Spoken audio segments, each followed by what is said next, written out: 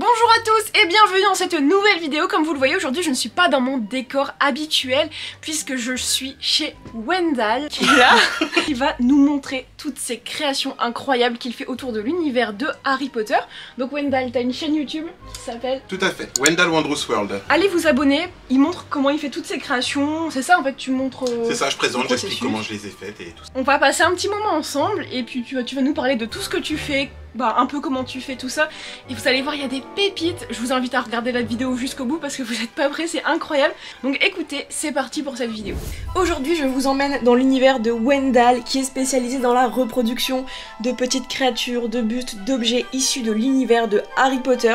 J'ai eu la chance de découvrir un peu tout ce qu'il faisait et vous allez voir, c'est fascinant, j'ai très hâte de tout vous montrer. Oui, au départ j'essayais vraiment de chercher des objets que je voyais pas forcément justement dans les collections existantes, Ouais. comme cette harpe qui a été... Ça c'est dans quoi? Alors en fait c'est un objet qui est dans le jeu mobile Harry Potter. En fait c'est un des objets qu'il faut trouver je crois dans le lac. Et en cherchant j'ai vu qu'ils avaient plein de petits objets comme ça vachement intéressants qui sont dérivés du film mais qui ne sont pas ni dans le film ni dans le livre. Et cette harpe je l'avais trouvée trop belle. Et voilà, j'ai juste changé, parce que normalement elle avait une lance, j'ai juste changé, j'ai mis l'œuf pour rester dans le... J'avoue. Le Norbert il est super impressionnant. Il est fou. Ouais, parce que j'avais pas grand chose sur Hagrid, et toujours pas. Mais lui à un moment donné je me suis dit allez, je vais essayer de me lancer, surtout que c'est un œuf que j'avais acheté à la base pour faire l'œuf d'or. Ouais. Bon, j'achète toujours un spare au cas où si le premier truc c'est la cata, au moins je sais que j'en ai un autre. En fait, il était resté. Je me suis fait tiens, je vais me lancer là-dedans.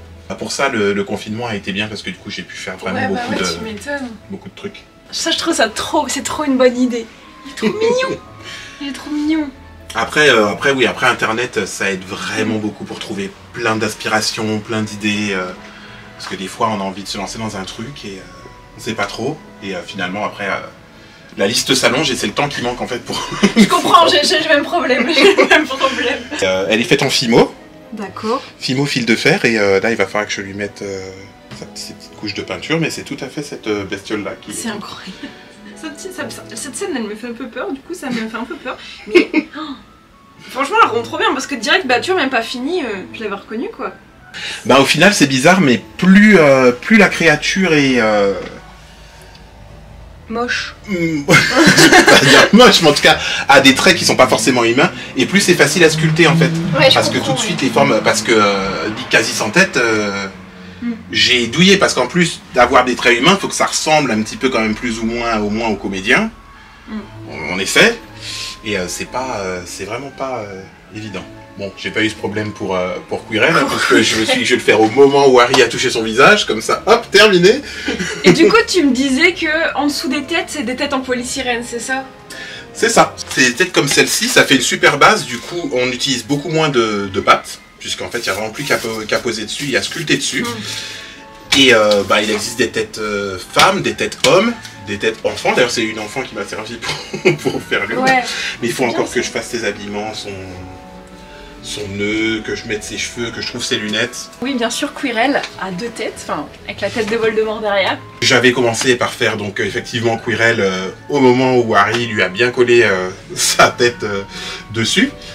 Et ça a capturé du coup forcément l'autre moment où Voldemort lui dit attrape la pierre. C'est incroyable, c'est incroyable. Franchement, le détail il est fou parce que t'as même remis la petite cravate et tout, genre pareil que dans le film. Alors j'étais un peu deg parce que pour une fois j'ai voulu, il y a un Cultura qui vient juste d'ouvrir à côté de chez moi, j'ai fait c'est parfait, c'est à 1 minute. Et là je trouve une pâte, donc la pâte de chez Cultura. Il y a beaucoup de craquelures qui sont naturelles en fait, c'est pas moi qui les... Ah oui. Et là, ça a commencé à faire une grosse crevasse. Ici, ça a commencé à s'ouvrir. Je fais, qu'est-ce qui se passe? Partout là, tout ça là. Et en plus, ça fait naturel, hein. Bon, pour le coup, heureusement, ça allait bien avec le projet, mais j'ai été deg. J'ai fait, mais c'est pas possible. Ça me dégoûte. Je suis désolée, mais ça me dégoûte. Les poils là, qu'est-ce que t'as utilisé pour les poils? T'as utilisé quoi? C'est de la fourrure. C'est de la fourrure comme celle que j'utilise pour tout ça. Ok. Et en fait, je la coupe en petites paillettes. Je l'enduis de colle un petit peu partout. Je la colle en petites paillettes et après je pose. Elle est incroyable. Elle fait vachement peur. Trop bien incroyable. Ah bah lui c'est un des. Taille réelle? c'est l'un des... Ben, je pense, parce que j'ai jamais réussi à avoir sa taille exacte. Mais lui, c'est vraiment un pionnier. Hein. C'est un avec le fume sec, c'est les deux premiers de ma collection à avoir été faits. Ouais. Donc j'ai acheté la Plastirock, celle qui est couleur terracotta, là. Okay. Et puis j'ai fait, ben, on va le faire partie par partie, puis on verra bien. Parce que Dobby, il est tellement... Enfin, c'est Dobby, quoi. Tu vois, mais il a vraiment bien réussi. Hein. Son expression et tout, elle est folle. Hein. Il est vraiment bien fait. Les rides et tout, là, sur son visage, c'est impressionnant. Il y a beaucoup de trucs qui passent quand même par ses yeux. Il faut pas que je me loupe. Ouais. Et je voulais pas forcément, pour que ça ressemble quand même à une vraie figurine, je voulais pas des yeux peints. J'ai estropié un Furby que j'avais. C'est des yeux de Furby. C'est des yeux de Furby. Mais c'est incroyable. Et du coup, j'ai fait, bah, ils ont la bonne taille, c'est la bonne couleur, c'est parfait. J'ai fait, tant pis. Il va y passer, mais...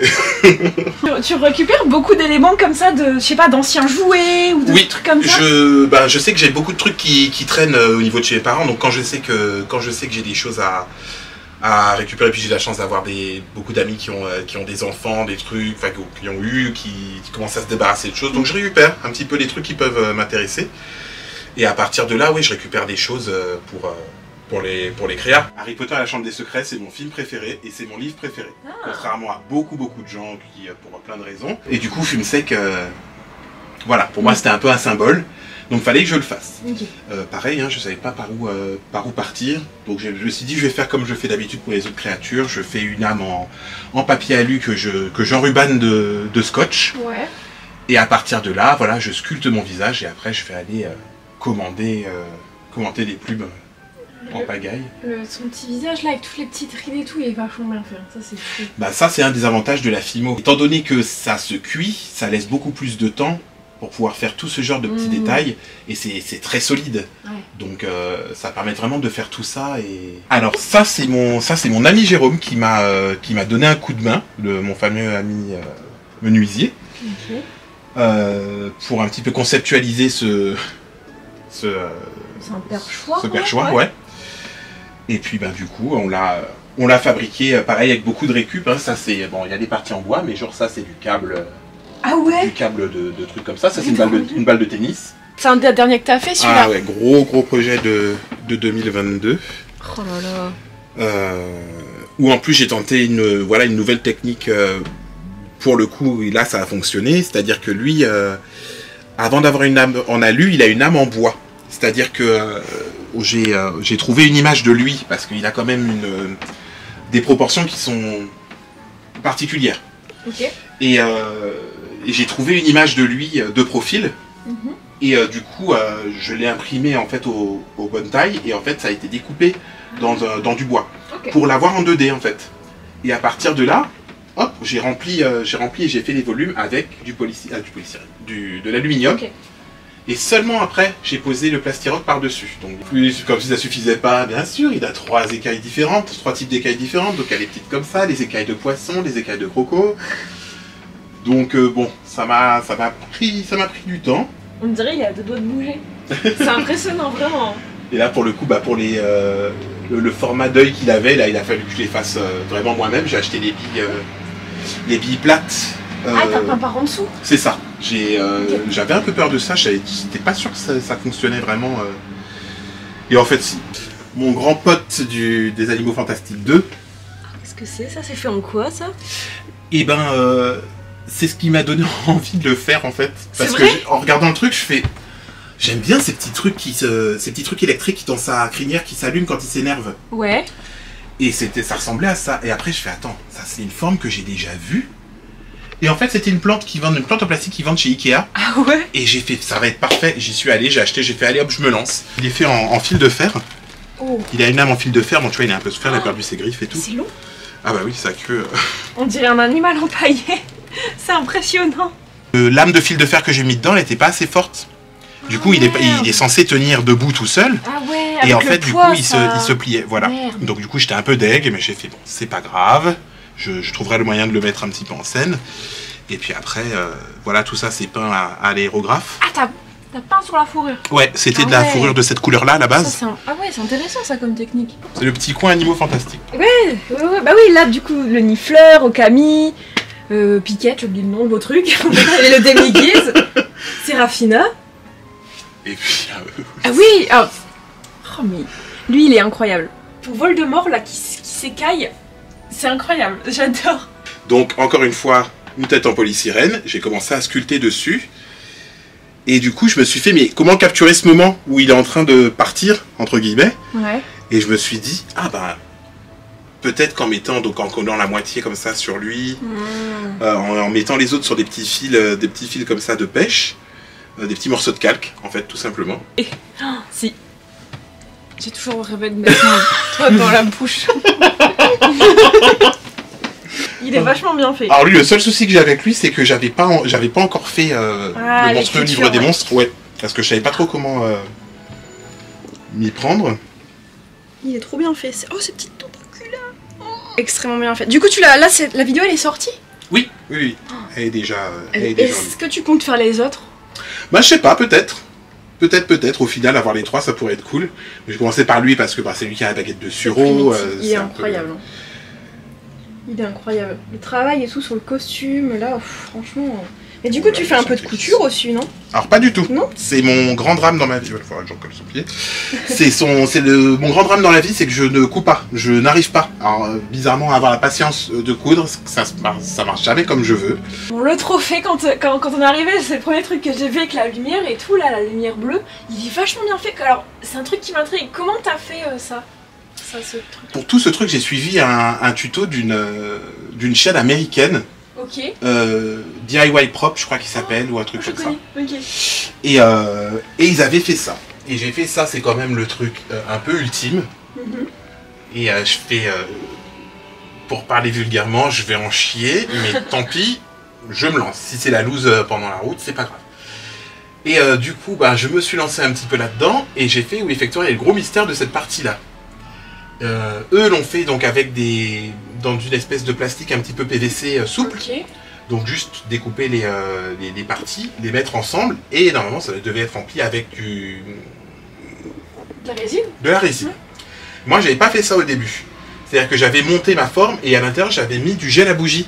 J'avais trouvé du gel à bougie, un truc qui sert à faire des bougies, mais après pouvoir mettre des petites fleurs, des choses dedans. Du coup c'est une espèce de gel qui se chauffe. La chaleur allait faire surtout fondre dans la colle ici, et je me suis retrouvé avec du gel à bougie partout. J'ai fait non. C'est ça en fait, quand tu fais des créations qui demandent plein de matériaux différents, la difficulté c'est de ne pas oublier toute la corrélation qu'il faut avoir entre tout ça. T'as tel matériau qui va chauffer, qui va endommager telle autre partie du truc, et c'est les pièges, mais après au final t'apprends en faisant des bêtises et puis tu les fais plus. Ah, et entre guillemets un petit peu d'intérêt, je voulais vraiment que ce soit... que ça ait une bonne taille en fait. Donc j'avais un petit peu galéré pour trouver des plans réels. Ouais. Et les maquettes que j'avais vues qui existaient déjà, ça correspondait pas, tout était droit. Okay. Tu sais, tout était... Et moi je voulais le côté vraiment tordu comme c'est dans le film. Je pense que tu as coupé tous tes petits bâtons, tu les as collés un à un. C'est ça, je suis allé chercher des petits... ça c'est des touillettes, pour le café. Parce que j'ai fait, c'est plus joli avec cette taille-là de planche, c'est plus réel. Ouais. Parce que sinon, après, il y a d'autres choses que j'ai utilisées. Et déjà, il y a cette technique où il va falloir peindre tout en noir. Ok. Et après, seulement venir au tampon, appliquer la peinture. Et ça, en fait, ça change tout. Enfin, sur les toitures, c'est oufissime. Ah ouais? Parce que tout d'un coup, la meuf, elle venait, elle faisait ça, puis elle rajoutait un petit peu de vert, un petit peu d'orange. Et pourquoi tu l'as fait si grande? Non mais... C'est vraiment parce que c'est super impressionnant quand même. Bah en fait, au départ je voulais en faire une petite, et après je me suis dit, bah tiens, pourquoi pas en faire genre une autre variété, tu sais, la Mandragora gigantica. Et voilà, je me suis dit, j'aimerais bien l'avoir, mais en une version, genre une variété un peu énorme quoi. Ou celle-ci pour le coup, t'entends son cri. Ouais, pareil, en termes de taille, je savais pas trop... Oui, c'est vite poche. Il y a des surprises dedans. Et partie par partie, je vais prendre un truc pour faire le haut. Toute la partie comme ça derrière, c'est de la mousse polyuréthane. Ok. Ah, que t'es venu couper un peu pour donner l'aspect oui, roche et tout. Voilà, les parties qui étaient rondes naturellement, je les ai laissées. Et après, t'es venu tailler tout ça. Je suis venu tailler les choses. D'ailleurs, c'est là que j'ai compris que en fait cette coupe était faite en bois. Oui. C'est vrai qu'elle est faite en bois. Au début, on croit qu'elle est en pierre, ah ouais. Bah ouais. Je pense qu'on se fait avoir par les produits dérivés. Celle qui est grise, là, on a l'impression qu'elle est en pierre, mais en fait, elle est en bois. Et c'est après, j'ai regardé les dessins, là, les concept art et tout machin, je fais... ah, donc ça c'est censé être de l'écorce, et ça c'est censé être du bois en fait. Je fais, ah, d'accord, tout prend un sens. Costume et tout là, c'est en tissu là, t'as pas de Ah non, pas du tout, c'est du Worbla. C'est pas du tissu. Là, en le chauffant, tu vois, après tu peux faire d'ailleurs tout son costume est en Worbla. Et après j'ai plus qu'à coller des petits galons et des trucs, et ça, c'est sa collerette qui est en feuille de mousse. Et donc là tu nous montres ton matériel que tu utilises pour tout ça. C'est ça, ce petit meuble a été installé il n'y a pas si longtemps. Et mais en fait c'est bien pratique parce que dedans donc je range tous mes petits... là j'ai beaucoup de bois parce que c'est ce qui m'a servi pour le terrier. Okay. Donc tous les petits agitateurs, j'ai des petits trucs en bois, j'ai mes petits yeux pour les créatures, les taches d'eau dessus, j'ai un petit peu de papier sablé, j'ai tout ce qui est mes pinces, les outils, bon c'est un peu le dawa hein, parce que j'ai beaucoup utilisé dernièrement. Mais voilà, ma planche à découper, les fameuses feuilles de mousse. Ok. Ou l'étage. Donc là, les pâtes que tu utilises pour sculpter. Voilà, tout ça, donc la fameuse plastiroc que j'utilise pour beaucoup. Voilà, ça c'est la plastiroc, mais celle d'action quand les projets sont un peu moins importants, mais que je veux pas dépenser trop en termes d'argent. Toutes mes colles. Ah, les colles, ça c'est important. Toutes les colles, les colles à bois, les colles blanches. Toutes les colles pour mon pistolet à colle. Ce qui me sert pour faire briller les yeux, c'est du vernis à ongles, hein, tout simplement. Pochette pour sculpter. Écoutez, la vidéo touche à sa fin. Merci beaucoup de nous avoir accueillis. C'était un plaisir. Franchement, ça m'a vraiment fait plaisir de découvrir tout ça parce que c'est super impressionnant. Puis bah, moi aussi, je fais un petit peu de création. Alors pour le coup, je t'avoue qu'il y a des trucs, ça me fascine tellement. Vous pouvez me suivre sur ma chaîne. J'ai également un compte Instagram. Et puis avec la troupe Wizard Spectacular, on fait des petits événements de temps à autre. Il y en a eu d'ailleurs un dernier là au mois de juin qui a été assez sympathique, qu'on refera l'année prochaine, mais je vous tiendrai au courant de tout ça. Merci à tous d'avoir regardé cette vidéo, j'espère que ça vous aura plu et j'espère que peut-être que ça vous donnera des idées de création. Et puis moi je vous dis à très bientôt pour une prochaine vidéo. Bye bye.